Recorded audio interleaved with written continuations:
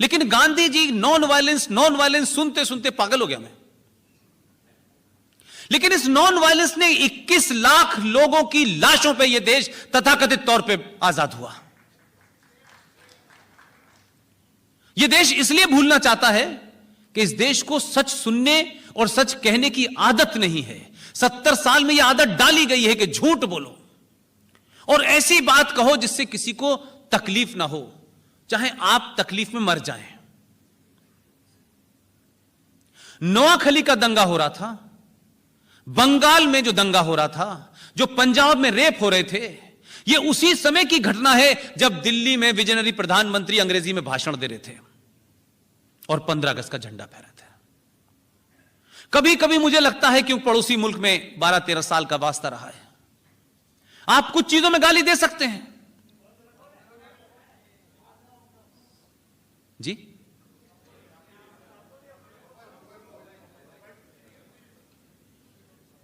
यह आजादी का झंडा जब फहराया जा रहा था 14 अगस्त 1947 को, पाकिस्तान के बारे में आप कोई भी राय बनाएं,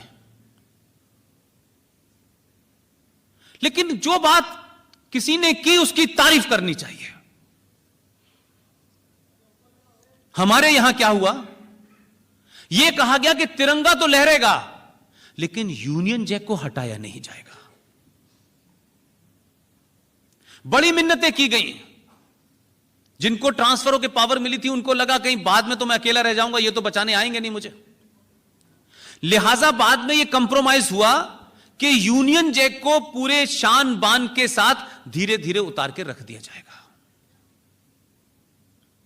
लेकिन पड़ोसी मुल्क ने क्या किया, पड़ोसी मुल्क ने यूनियन जैक को उतारा, उसमें आग लगाई और फिर झंडा फहराया।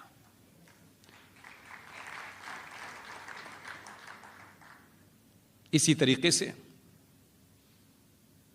आपने सिर्फ यह नहीं किया, आपने उस झंडे के बाद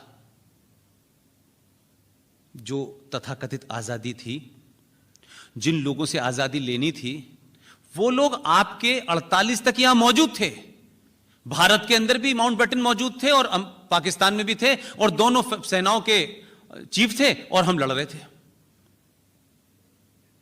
और उन्होंने पीछा तो हमारा 71 तक नहीं छोड़ा। जब माउंटबेटन की डेथ हुई तो इंदिरा गांधी ने भारत की सेना की एक टुकड़ी भेजी उन्हें सैल्यूट देने के लिए कि उनके पिताजी की, हम तो कमाल का काम किए। ये देश कैसे चल रहा था यार।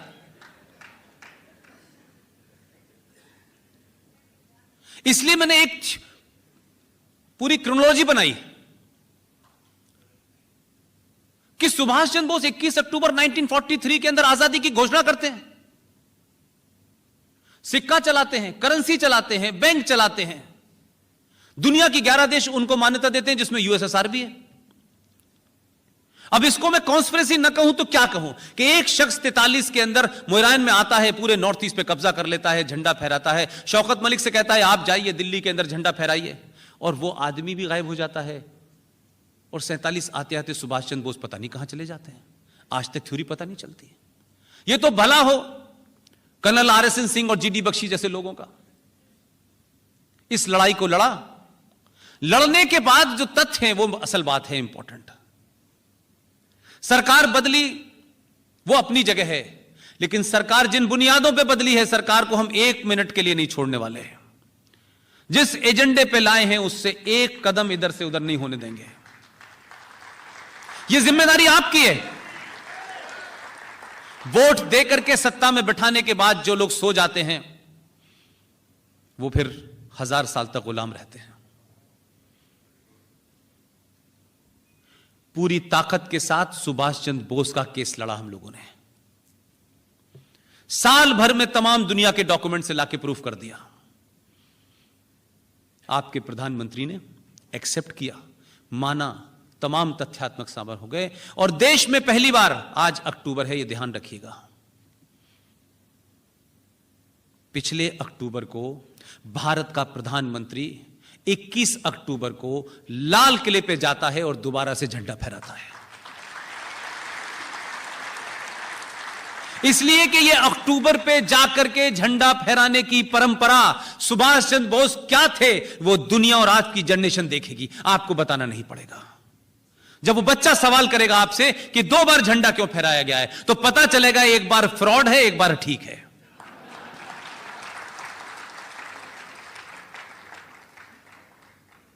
तो सुभाष चंद्र बोस चले गए, तब वो प्रधानमंत्री बन पाए।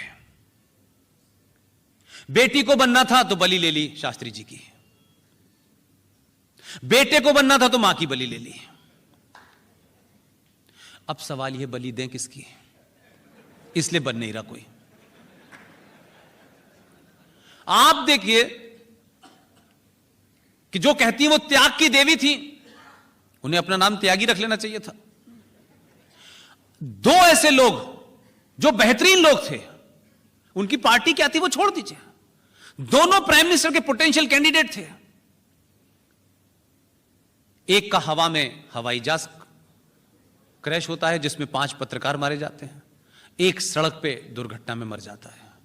आप में से सारे लोग मुझसे उम्र में बड़े होंगे। कोई कमीशन बना उनके ऊपर, कोई इंक्वायरी हुई, कोई उनका पोस्टमार्टम हुआ? क्या कांग्रेस के लोगों का पोस्टमार्टम करना मना है? लाल बहादुर शास्त्री का पोस्टमार्टम हुआ? नहीं हुआ। यह परंपरा पुरानी है, कोई नई नहीं है। इसलिए मैंने कहा कि सुभाष चंद्र बोस के सिलसिले में एक डॉक्यूमेंट था जो 1.5 साल पहले, जिसको खत्म कराने में जान लगा दी हम लोगों ने। उस डॉक्यूमेंट में लिखा हुआ है, जो भारत की आर्काइव में मौजूद था, कि Subhash Chandra Bose is a war criminal. यह किसने लिखा? इसलिए आपके यहां जो सत्ता पे बैठे थे वो एक तरीके से उनके एजेंट ही थे भाई। इसलिए वीर सावरकर के बारे में कुछ बौने राजस्थान का मुख्यमंत्री, जो इतने वीर हैं कि 10 जनपद की चप्पलों से कभी सर उठाए नहीं उन्होंने, वो वीर सावरकर के बारे में कहते हैं ये शख्स वीर नहीं है, वो इनके बारे में कह रहे हैं। इसीलिए मैंने कहा कि समाज की चुप्पी जो है कुछ बौनों को इतना बड़ा बना देती है कि आपका आइकॉन को भी वो टच कर जाते हैं और आप खामोश रहते हैं। इसलिए मोहम्मद साहब के बारे में सच बात भी आप नहीं, साहब आग लगा देंगे हम, डरा दिया आपको, आप बोलते नहीं है। इसलिए लोग, एक हैदराबाद में जोकरों की सी टोपी लगाने वाला आदमी, हर 6 महीने के बाद उसे 15 मिनट चाहिए होते हैं, हर 6 महीने बाद बोलता रहता वो। हम कहते हैं ये ख्वाहिश बंद कर दो, किसी दिन ख्वाहिश पूरी हो गई मत, ऐसी कोई ख्वाहिश मत करो जो ये देश पूरी करने के लिए आतुर बैठा हो। ब्लेम भी नहीं करोगे तुम हमें कि हमने तो तुम्हारी ख्वाहिश पूरी की भाई। वहां पे भी उस आदमी ने जब सीता माता के लिए कहा, जब रामचंद्र जी की मां के लिए उसने सवाल किया, इस देश में कोई बोला नहीं है। हमारी सेंसिटिविटी इतनी मर चुकी है और अपनी चीजों के प्रति सेंसिटिविटी मर चुकी है, लेकिन दूसरे के बारे में हम बहुत सेंसिटिव हैं। इधर से जुलूस मत निकालो, इधर लोग नमाज पढ़ रहे हैं। अब स्थिति आपकी ये कर दी कि जुलूस ही नहीं निकाल पा रहे आप। तो सरकारें जुलूस निकालने के नहीं आती हैं।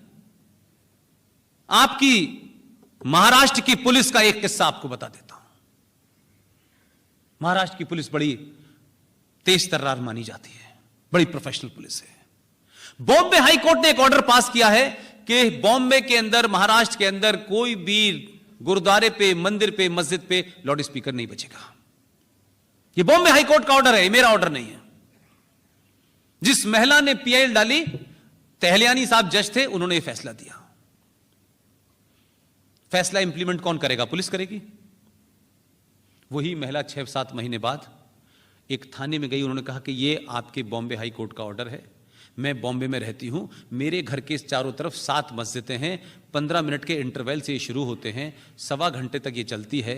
तमाम सारे बच्चे कॉल सेंटर में नौकरी करते हैं, वो 4-4 बजे सोते हैं, उनकी नींद टूट जाती है, ये बंद होना चाहिए। उस आदमी ने, उस थाने के एसएचओ ने मैडम के पैर पकड़ लिए, कहा बहन जी आपको निजी तौर पे कोई समस्या है, मैं ठीक कर दूंगा, लेकिन अगर इस ऑर्डर को लागू किया तो बॉम्बे में आग लग जाएगी। ये आपकी व्यवस्था के अंदर जो लोग बैठे हैं उनके अंदर डर पैदा कर दिया है। आपका मजाक कोई उड़ाए, आपके किसी कानून की धज्जियां उड़ाए, तो आपको फर्क नहीं पड़ता, क्योंकि आपको एक लंबे समय से डरा के रखा गया है। जब आपने डरना छोड़ दिया, तो अब जम्मू कश्मीर में कह रहे हैं कब छोड़ोगे हमें। अब पूरी दुनिया आपसे डर रही है। अब उनकी यह समझ नहीं आ रहा कि आखिर ऐसा क्या कर दिया इस आदमी, जिसे हम मुसलमानों का कातिल कहते थे, कि सारा अरब वर्ल्ड इसे अपने यहां के हाईएस्ट सम्मान से नवाज रहा है। सब उसे एक से एक अवार्ड दे रहे हैं।